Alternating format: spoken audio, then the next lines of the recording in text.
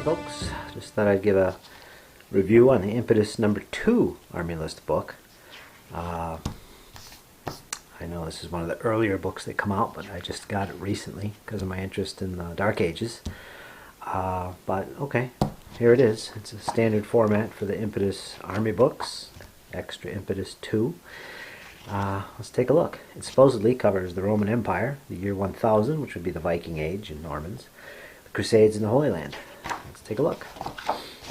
Yeah, you got some fabulous pictures in here as usual. There's a nice 6mm army.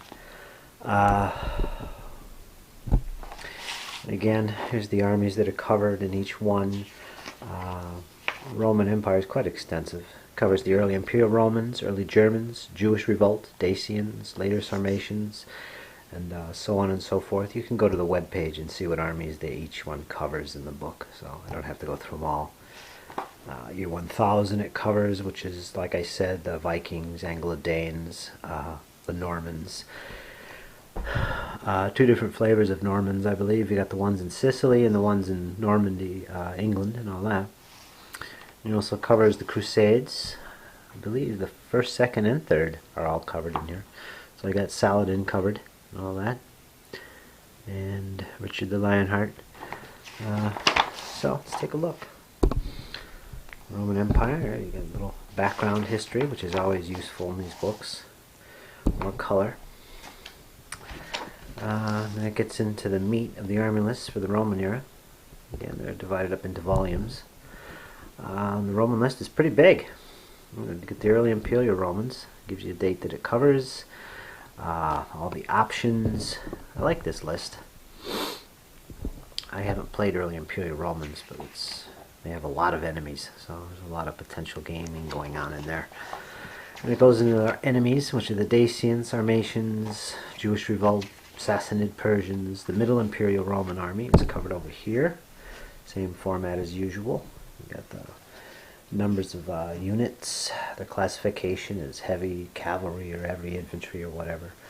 Their stats like movement, basic unit value, impetus, bonus, demoralization value, their points cost, notes like if they have javelin or bows or pilum or whatever weapons they might have, and any notes pertaining to how they are added to your army list are down here. In other words, it's pretty much standard format for the army lists in this game, but this section is pretty extensive, like I said. Then it finally goes into the late Imperial Romans. Same thing. And it's got a nice little tutorial here on the pilum on how it works in the rules. If you couldn't figure it out in the rule book itself, it does give you a nice tutorial there. And I believe this is also found in Advanced Impetus online that you can download if you own the rules. These same things. It goes in the year 1000, Dark Ages. Got more nice pictures. Normans. Good stuff, really. There's the Vikings.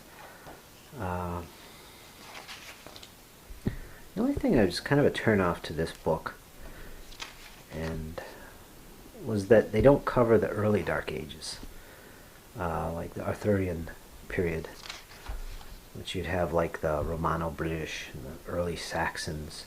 Those lists aren't in here. And here we have the Crusades. See, that Dark Age section was pretty small. French, Welsh, Normans in Sicily. Then it goes into the Crusades. And the Fatimids, Comnenian Byzantines, Seljuks, all flavors of Byzantines, which are the Eastern Romans, basically. It's got a nice little campaign in here, Saladin at the Gate. I didn't actually look at this section of the campaign. It probably follows the same style that they normally do in these books. You got a nice map. Tells you how to fight the battles, special rules, turn sequence, special events that can happen. I guess you could die of thirst. That's a possibility. More tutorials, fortifications for field battles, how they work in the game, and some clarifications. And again, you can get all this online. You don't have to buy the book to get the tutorials or the clarifications.